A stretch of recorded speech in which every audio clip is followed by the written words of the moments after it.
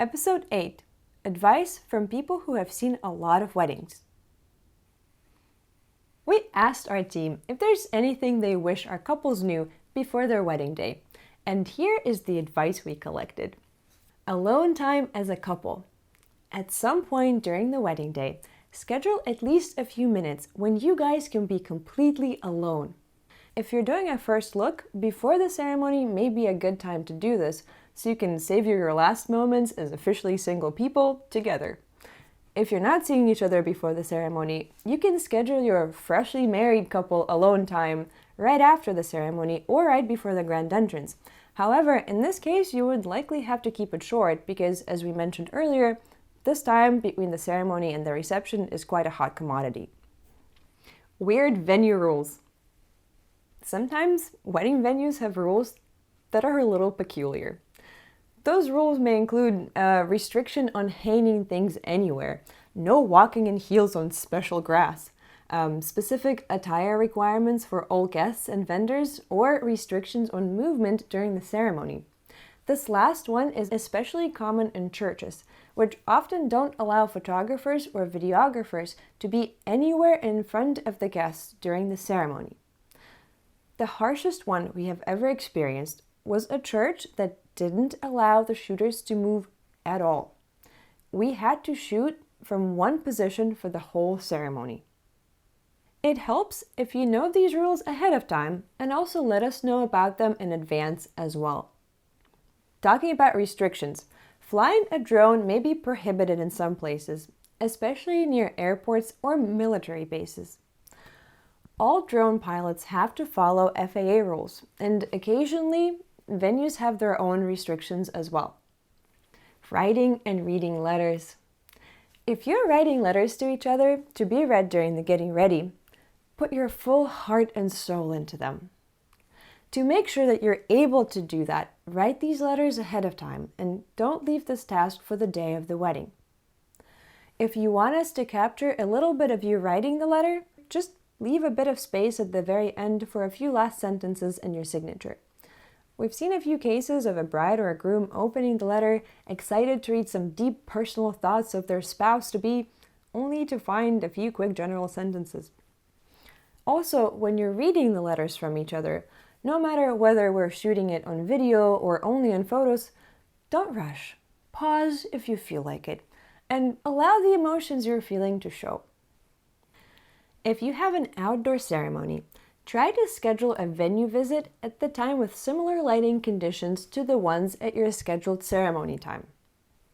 This will give you a chance to check whether the sun will be hitting your eyes during the ceremony and whether there are any shadows on either one of you. If you come to find that there are patchy shadows on you or one of you is in the shade while the other one is in bright light, check if you can change the ceremony time or see if putting a canopy over the ceremony side is an option, because there's nothing we can do to take out shadows like those in photos or videos. Ask how your officiant is going to dress on your wedding day and what they're planning to say. An officiant is a very central figure to the ceremony. In some cases, such as religious ceremonies, you have little to no control over how they're planning to lead the ceremony. But if you do, take full advantage of it. Ask your officiant what they're planning to wear or even how they're styling their hair for ceremonies. You don't want their attire to clash with your wedding colors or to be too casual for your wedding. Another important thing to check is what exactly the officiant is planning to say. They have the power to set the tone for the ceremony and to either engage you guys and the audience or bore everyone to death. Also, this is a case where charisma and delivery matters a lot. So if you have a chance to watch a video of a ceremony they have previously done, make sure to check it out. If someone is walking you down the aisle, before starting to walk, take a moment to look at each other. The person walking you down the aisle is probably somebody you value very much in your life, and sharing a quick but meaningful moment like this with them will be valuable to both of you. In the same way, before walking out of the ceremony, share a quick glance with your new spouse, and either at the middle or at the end of the aisle, stop to kiss for another cool moment and a great photo op. Vow to wow your vows. Whether to write personal vows or not is a rightful choice of every couple. From where we, as photographers and videographers, stand, personal vows are always a great addition to your wedding video. So if you decide to write them, here are a few points to keep in mind. 1. Just like with the letters, put your heart and soul into your vows. Although you're saying them publicly, this message is for the person you love, so don't be afraid to really put yourself out there. Write them in advance so they have a chance to soak into your mind and your body. It's also best to avoid generic vow text blocks that you can find on the internet. 2. Please don't read your vows off your phone. Write your vows in a little booklet or something else that would allow you to read them comfortably. If you're wearing a suit, check if it has a pocket where you can hide them inconspicuously and get them out easily when the time comes. Keep in mind that you will likely be wearing a lavalier mic, such as this one. If you're wearing a dress, think of who can carry your vows for you and hand them to you at the right moment. Practice saying your vows ahead of time. This way you will be able to look up from the paper more often and see your beloved's eyes as you're saying the vows to them. If you decide to learn your vows by heart, we still recommend having your written vows just to take the pressure off yourself. 4. Think of where you will put your vows once you're done reading them, so that you can finish strong without having any confusion on your face. And 5. If reading anything in front of people makes you nervous, look up some videos about speaking. One video I personally found helpful was Julian Treasure's 2014 TED Talk called How to Speak So That People Would Listen. And further on the subject of the ceremonies, show us your rings. When you're doing the ring exchange, make sure to hold the ring only with 2 fingers and not to cover it completely. Covering the ring tends to happen more often with male rings as they are bigger and thus harder to hold. Both of you should get manicures because your hands will be in a lot of shots. If the format of the ceremony allows, look at each other rather than at the officiant and hold hands at least for a part of the ceremony. This is a moment where you're getting married, so the more of the process you can share with each other, the better. Do you have any outward habits that pop out when you're nervous?